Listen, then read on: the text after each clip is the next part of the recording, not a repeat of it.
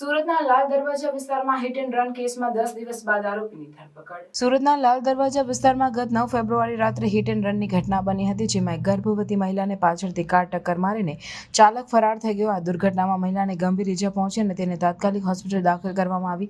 આ ઘટનાના 10 દિવસ બાદ મહિધરપુરા પોલીસે આરોપી દિનેશકુમાર શાહની ધરપકડ કરી. સુરત શહેરમાં સીસીટીવી કેમેરાની વ્યાપક વ્યવસ્થા હોવા છતાં આરોપીને શોધવામાં 10 દિવસનો સમય લાગ્યો છે, જે પોલીસની કાર્યક્ષમતાને લઈને પ્રશ્નો ઊભા કરે છે.